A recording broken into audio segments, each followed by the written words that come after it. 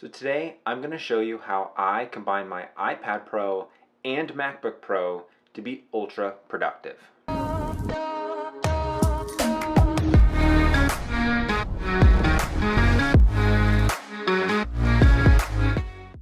Now before we get started, I want to let you know that I'm going to be posting more content about how to use technology to make your photography and videography workflows more seamless.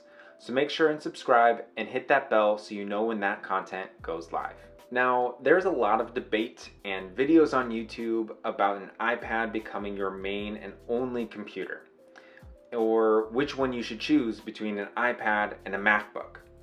Well, for me, I have both, and I use both, and I use them together. Now, to be clear, I don't have the latest and greatest. I have the 2018 iPad Pro with 256 gigs of storage, and I have a MacBook Pro from mid-2012. Now, I have upgraded the RAM to 16 gigabytes of DDR3 RAM, and I have replaced the hard drive with a 500 gigabytes SSD. However, it is able to run Catalina version 10.15.5, which I believe is the latest version available today. So that means no sidecar. Because this is from 2012, that's just a feature I don't have.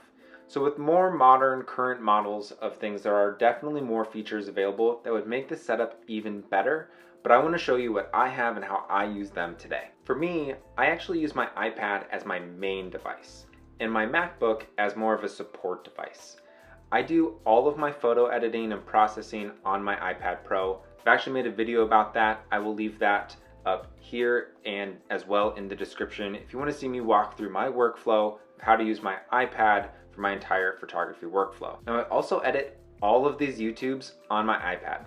I use LumaFusion, and then I plug into an external monitor for some of that larger playback support. So in terms of photography and videography, my MacBook really does play a support role, really as a backup to when I really need to fine tune something.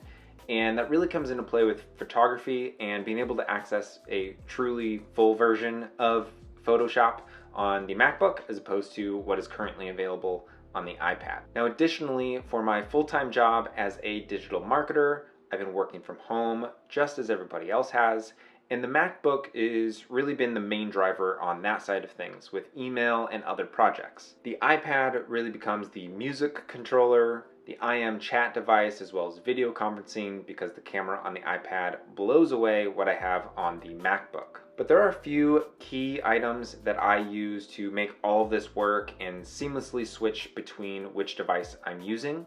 I'll be leaving links down in the description as we go through this so that if you're interested in picking any of these up, you can find them there. And if you do use those links and pick up any of these items, it does help out the channel. The first is the keyboard. I picked up the Satechi Bluetooth keyboard. This keyboard looks very similar to the Apple Magic Keyboard, but is way cheaper and can connect to 3 devices. And then it has dedicated buttons to switch between those devices.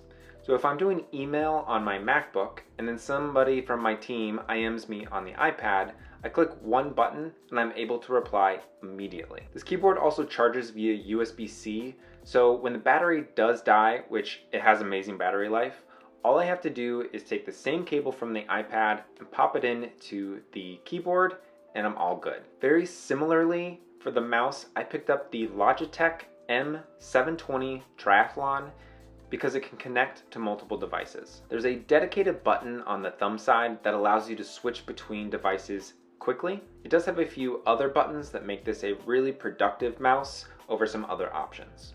Now it also has an amazing battery life like the keyboard, but instead of USB-C, it uses a AA battery, so you will need to have some of those on hand. Now the last piece that I think is the true secret weapon to this entire workflow is my HDMI switcher. It allows me to switch the external monitor between the iPad and the MacBook without messing with any cables, and only uses one HDMI port on the monitor itself. Now I've run the cables under the desk and placed the switcher almost where you would place like a panic button.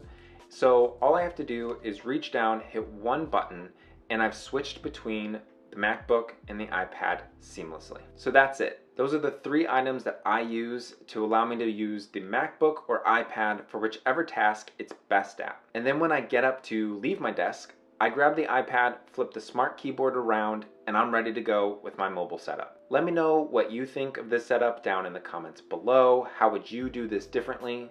Give this video a thumbs up, check out the playlist in the end screen, and remember, no matter what gear you have, just get started.